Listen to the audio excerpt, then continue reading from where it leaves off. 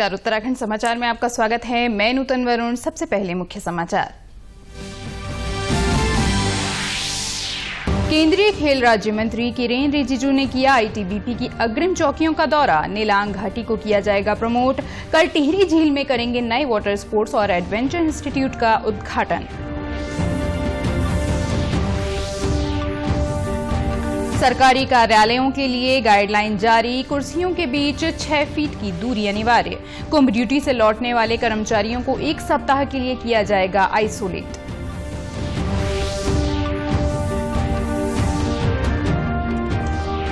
सल्ट विधानसभा उपचुनाव के लिए प्रचार आज बंद। 17 अप्रैल को होगा मतदान। भाजपा और कांग्रेस ने झोंकी ताकत।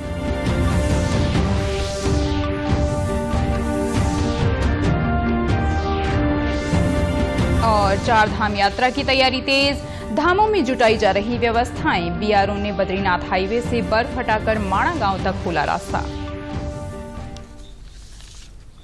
और अब समाचार विस्तार से। केंद्रीय खेल राज्य मंत्री किरेन रिजिजू ने आज भारत तिब्बत सीमा पुलिस के महानिदेशक एसएस देशवाल के साथ उत्तराखंड की आईटीबीपी की अग्रिम चौकियों का दौरा किया। इस दौरान उन्होंने जवानों से मुलाकात भी की। उन्होंने ट्वीट कर कहा कि नेलांग घाटी को प्रमोट करेंगे। भविष्य में यहां साहसिक खेलों के आयोजन की योजना भी बनाई जा रही है। केंद्रीय राज्य मंत्री और आईटीबीपी महानिदेशक शुक्रवार को टिहरी झील में नए वाटर स्पोर्ट्स और एडवेंचर इंस्टीट्यूट का उद्घाटन करेंगे। कार्यक्रम को लेकर टिहरी जिला प्रशासन ने सभी तैयारियां पूरी कर ली हैं। जिलाधिकारी ईवा आशीष श्रीवास्तव ने बताया कि कार्यक्रम में केंद्रीय मंत्री किरेन रिजिजू के साथ मुख्यमंत्री तीरथ सिंह रावत भी मौजूद रहेंगे। उन्होंने बताया कि वाटर स्पोर्ट्स और एडवेंचर इंस्टीट्यूट में स्थानीय युवाओं को ट्रेनिंग दी जाएगी। साथ ही पर्यटन गतिविधियों को भी बढ़ावा दिया जाएगा। पर्यटन विभाग के द्वारा खेल अकेडमी दी गई थी संचालन के लिए, तो उसमें आईटीबीपी ने अब उसको काफ़ी अच्छा एक ट्रेनिंग का सेंटर बनाया है और अब कुछ साहसिक खेलों का यहाँ पर उद्घाटन कर रहे हैं। इन साहसिक खेलों में लोकल जो लोग होंगे, बच्चे होंगे, उनको ट्रेनिंग दी जाएगी ताकि ज़्यादा से ज़्यादा इन साहसिक खेलों का प्रचार प्रसार हो सके और हमारे स्टेट में पर्यटन की गतिविधियाँ बहुत सी डाइवर्सिफाइड हो सके, बहुत से लोग उसको करने वाले हों। तो ये एक प्रयोजन था और ये उसी का एक तरीके से आगाज यहाँ पर कल है और माननीय केंद्रीय मंत्री जी, माननीय मुख्यमंत्री जी, पर्यटन मंत्री जी, ये लोगों का यहाँ पर आना एक्सपेक्टेड है, जो कि इसका उद्घाटन करेंगे और इसको आगे ले जाएंगे। उत्तराखंड में कोरोना के मामले तेजी से बढ़ रहे हैं। ऐसे में कोरोना संक्रमण को फैलने से रोकने के लिए सरकार ने एहतियाती कदम उठाने शुरू कर दिए हैं। मुख्य सचिव ओम प्रकाश ने सरकारी कार्यालयों के लिए गाइडलाइन जारी की है। इसके तहत दफ्तरों में साफ सफाई, सामाजिक दूरी, थर्मल स्क्रीनिंग करने के लिए कहा गया है। कार्यालयों और सभागारों में समारोह करने के साथ ही अनावश्यक आगंतुकों के प्रवेश पर रोक लगा दी गई है। कर्मचारियों को सामाजिक दूरी का पालन करने के निर्देश दिए गए हैं। 2 कुर्सियों के बीच 6 फीट की दूरी बनाने के लिए कहा गया है। प्रवेश द्वार, सीढ़ियों, मेज, कुर्सी, गलियारों, रेलिंग, लिफ्ट, सभागारों, कैंटीन और शौचालयों में कीटाणुनाशक का छिड़काव करना होगा। एसओपी में एसी के इस्तेमाल से भी परहेज करने को कहा गया है। अधिकारियों और कर्मचारियों को पहचान पत्र देखने के बाद ही प्रवेश दिया जाएगा। खांसी, जुकाम, सांस लेने में तकलीफ के लक्षण वाले अधिकारियों और कर्मचारियों को कार्यालय नहीं बुलाया जाएगा। हरिद्वार कुंभ में कोरोना के बढ़ते मामलों को देखते हुए सभी जिलों को कुंभ से लौटने वाले कर्मचारियों को 1 सप्ताह तक आइसोलेट रखने के निर्देश दिए गए हैं। कुंभ ड्यूटी समाप्त होने के बाद जिले और संबंधित कार्यालय में वापसी पर उन्हें 1 सप्ताह के लिए आइसोलेट कर उनका अनिवार्य रूप से आरटी-पीसीआर टेस्ट किया जाएगा। इसको लेकर सभी जिलाधिकारियों ने आदेश जारी कर दिए हैं। इसमें कहा गया है कि अधिकारियों और कर्मचारियों की कुंभ ड्यूटी से वापसी पर आरटी-पीसीआर टेस्ट नेगेटिव रिपोर्ट के बाद ही कार्यालय में ज्वाइनिंग कराई जाएगी। सभी जिलों में कुंभ में तैनात कर्मचारियों की जानकारी जुटाकर उनको पहले ही सूचित किया जा रहा है। अल्मोड़ा जिले की सल्ट विधानसभा उपचुनाव में प्रचार का आज अंतिम दिन था। यहां 17 अप्रैल को वोट डाले जाने हैं। मतगणना 2 मई को होगी। चुनाव प्रचार के आखिरी दिन भाजपा और कांग्रेस ने पूरी ताकत झोंक दी। भाजपा की ओर से मुख्यमंत्री तीरथ सिंह रावत, प्रदेश प्रभारी दुष्यंत गौतम, भाजपा प्रदेश अध्यक्ष मदन कौशिक समेत अन्य नेता प्रचार के लिए पहुंचे। किस तरह बिलख रहे थे, चीख रहे थे, आज भी हमारे मन में है। और बहनों भाइयों, सुरेंद्र जीना जी को मैं विधानसभा से भी जानता हूँ, मुझे भी अवसर मिला उनके साथ में रहने का। प्रदेश अध्यक्ष था, विधायक था, ऐसे सरल और सौम्य, हंसमुख, जब भी देखता था तो चेहरा मुस्कुराहट की तरह, और हंसते हंसते अपनी समस्याओं को विधानसभा के अंदर भी रखते थे, बाहर भी रखते थे, पूरी तरह लड़ते थे, झगड़ते थे। वहीं कांग्रेस की ओर से हाल ही में कोरोना से ठीक होकर लौटे पूर्व मुख्यमंत्री हरीश रावत, कांग्रेस प्रदेश अध्यक्ष प्रीतम सिंह और प्रदेश प्रभारी देवेंद्र यादव समेत अन्य नेता प्रचार में जुटे रहे। दोनों ही दलों ने चुनाव में जीत का दावा किया है। मुख्यमंत्री हरीश रावत जी जो कोरोना की महामारी से जंग लड़ते हुए आज हमारे बीच में विराजमान है, अपनी जान हथेली पर रख करके हरीश रावत जी इस सल्ट के विधानसभा उपचुनाव में आपसे ये निवेदन करने आए हैं, आपसे ये गुजारिश करने आए हैं कि सल्ट के मेरे लोगों, इस सरकार को बदल दीजिए और इस उपचुनाव के माध्यम से 2022 में कांग्रेस के आने का संकेत इस प्रदेश के अंदर देने का काम आप करें। केंद्र सरकार ने आज सोशल मीडिया के विभिन्न मंचों पर प्रसारित किए जा रहे एक चित्र को फर्जी करार दिया है, जिसमें देश भर में 15 से 30 अप्रैल तक लॉकडाउन लागू करने की बात कही गई है। एक ट्वीट में पत्र सूचना कार्यालय PIB ने कहा कि केंद्र सरकार ने इस तरह की कोई घोषणा नहीं की है। साथ ही लोगों से आग्रह किया गया है कि वे इस तरह के भ्रामक चित्रों और संदेशों को किसी के साथ साझा न करें। हरिद्वार कुंभ में सभी विभाग अपनी अपनी भूमिका निभा रहे हैं। अन्य विभागों के साथ वन विभाग के कर्मचारी भी मानव वन्य जीवों के टकराव को कम करने और कुंभ में आने वाले श्रद्धालुओं को वन्य जीवों से बचाने के लिए लगातार काम कर रहे हैं। हरिद्वार DFO नीरज शर्मा बताते हैं कि कुंभ क्षेत्र चारों ओर से जंगल से घिरा हुआ है। ऐसे में यहां वन्य जीवों के आने का खतरा बना रहता है। कुंभ शुरू होने से पहले ही वन विभाग ने सोलर फेंसिंग, दीवार, तार के जाल और सुरक्षा खाई बना दी थी। निगरानी के लिए 8 चौकी और 5 वॉच टावर भी बनाए गए हैं। उन्होंने बताया कि संवेदनशील क्षेत्रों में 40 टीमें तैनात की गई हैं। DFO नीरज शर्मा बताते हैं कि जंगल और कुंभ क्षेत्र की सीमा पर 20 विशेष सेंसर लगाए गए हैं। ये सेंसर 30 से 40 फुट की दूरी से ही जंगली जानवरों की मौजूदगी का पता लगा लेते हैं। तो इसमें हमने सोलर फेंसिंग किया था काफ़ी बड़े कुंभ क्षेत्र में, काफ़ी बड़े क्षेत्र में। इसके साथ ही हमने दीवारें बनाई थी और तार के जाल बनाए थे, गैबियन संरचना, और जो हमारे कैंपिंग साइट्स थे जहाँ पे कि हमारे साधु संतों के और लोगों के जो कैंप्स थे पुलिस वालों के, वहाँ पर हमने कुछ सुरक्षा खाइयाँ खोदी थी। इसके सिवा इनके मूवमेंट्स की लगातार निगरानी के लिए, जिससे कि कहीं भी हमें वन्यजीव अगर आ रहे हैं, कुंभ क्षेत्र में प्रवेश कर रहे हैं, तो उनको दिखाई दे जाएं और तदनुसार हम कार्रवाई कर सकें, हमने 8 चौकियां और 5 वॉच टावर बनाए थे।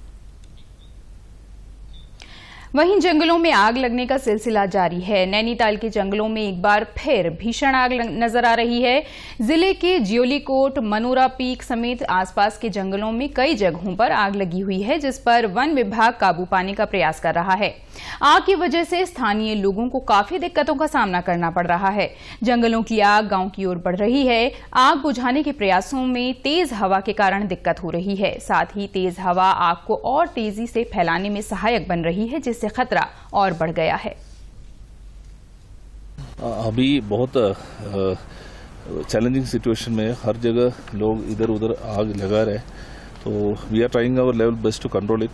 NDRF का टीम भी फील्ड में है, पूरा डिपार्टमेंट, मतलब हमारा नैनीताल वन प्रभाग का सारी समस्त स्टाफ, रेंज ऑफिसर्स सारी फील्ड में है। मैं भी अभी पेट्रोलिंग कर रहे हैं, फायर पेट्रोलिंग। तो ये आग अभी पॉइंट्स में आप देख रहे हैं, तो पिछले 5-6 घंटे से कंट्रोल करने के लिए कोशिश कर रहे हैं। वन विभाग के अनुसार पिछले अक्टूबर से अब तक प्रदेश में 2928 हेक्टेयर से अधिक का क्षेत्र वनाग्नि से प्रभावित हुआ है। इसी अवधि में प्रदेश में आग लगने की 2172 घटनाएं हो चुकी हैं। अब तक राज्य में 74,68,063 रुपए की आर्थिक क्षति आंकी गई है। चंपावत जिले में वनाग्नि की बढ़ती घटनाओं की रोकथाम के लिए वन विभाग ने सतर्कता बढ़ा दी है। इसके तहत पुनीठी गांव जंगल में वन विभाग, एनडीआरएफ और जिला प्रशासन ने मॉक ड्रिल का आयोजन किया। इस दौरान जंगल को आग से बचाने और आग बुझाने के दौरान घायल वन कर्मियों को बचाने का पूर्वाभ्यास किया गया। एनडीआरएफ के दल नायक भूपाल सिंह ने बताया कि चंपावत जिले के विभिन्न वन क्षेत्रों में लगी आग पर काबू पाने के लिए इस तरह की मॉक ड्रिल से काफी लाभ मिलता है।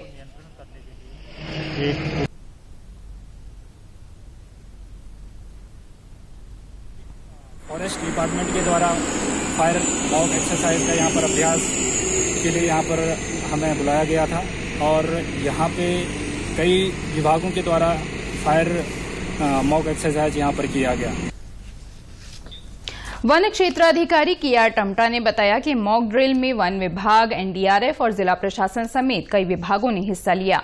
उन्होंने कहा कि ये प्रशिक्षण का ही एक हिस्सा होता है और घटना से पहले खुद को घटना से निपटने के लिए तैयार करने का भी अवसर होता है। मोस्टली ये मॉक ड्रिल का कार्यक्रम है।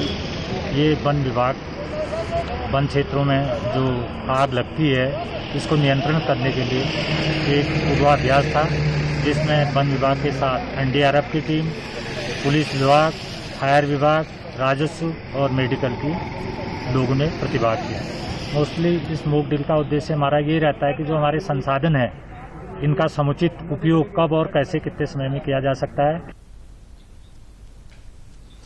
चारधाम यात्रा को लेकर प्रशासन ने तैयारियां तेज कर दी हैं। बीआरओ ने बद्रीनाथ हाईवे से बर्फ हटाकर गांव माणा तक मार्ग को खोल दिया है। बद्रीनाथ के कपाट 18 मई और हेमकुंड साहिब के कपाट 10 मई को श्रद्धालुओं के लिए खोल दिए जाएंगे। माणा गांव के पास बनी पार्किंग के संचालन के लिए माणा गांव के साथ एमओयू साइन किया गया है। पार्किंग का संचालन नगर पंचायत बद्रीनाथ करेगी। जिलाधिकारी स्वाति एस भदौरिया ने बताया कि उड़ान योजना के तहत गौचर से जोशीमठ तक कनेक्टिविटी स्वीकृत की गई है। बद्रीनाथ में हेलीपैड बनने के बाद यात्रा सीजन के दौरान उड़ान योजना का विस्तार बद्रीनाथ तक किया जाएगा। उन्होंने कहा कि यात्रा मार्ग पर सभी प्रमुख स्थानों पर साइनेज लगाने के भी निर्देश दिए गए हैं। स्वास्थ्य विभाग को पर्याप्त उपकरण रखने और नगर निकायों को स्वच्छता पर विशेष ध्यान देने के लिए कहा गया है।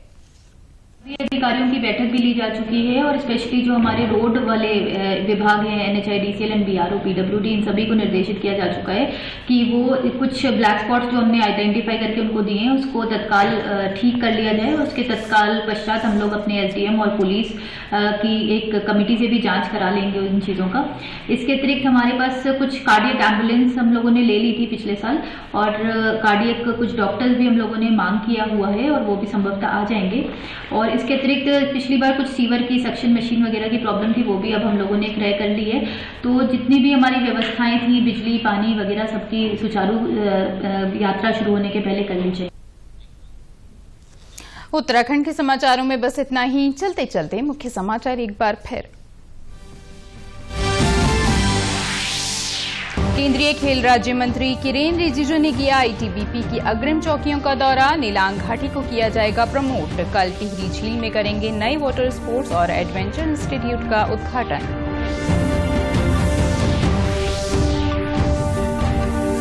सरकारी कार्यालयों के लिए गाइडलाइन जारी। कुर्सियों के बीच 6 फीट की दूरी अनिवार्य। कुंभ ड्यूटी से लौटने वाले कर्मचारियों को 1 सप्ताह के लिए किया जाएगा आइसोलेट।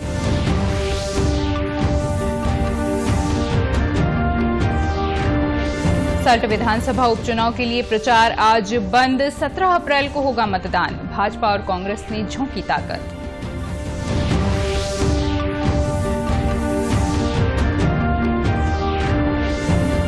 और 4 धाम यात्रा की तैयारी तेज। धामों में जुटाई जा रही व्यवस्थाएं। बीआरओ ने बद्रीनाथ हाईवे से बर्फ हटाकर माणा गांव तक खोला रास्ता। उत्तराखंड की खबरों के लिए आप हमसे सोशल मीडिया के माध्यम से भी जुड़ सकते हैं। हमारा ट्विटर हैंडल है DD_News_देहरादून। हमारा फेसबुक पेज है DD News उत्तराखंड और हमारे YouTube channel DD News Uttarakhand को भी आप सब्सक्राइब कर सकते हैं। कोरोना संक्रमण से बचने के लिए मास्क का अनिवार्य रूप से और सही ढंग से प्रयोग करें। साथ ही सामाजिक दूरी का ख्याल रखें, नियमित रूप से हाथ धोएं और याद रखें, कोरोना को हराना है, मास्क जरूर लगाना है। साथ ही अपनी बारी आने पर कोरोना वैक्सीन जरूर लगवाएं। इसी के साथ बुलेटिन समाप्त हुआ। नमस्कार।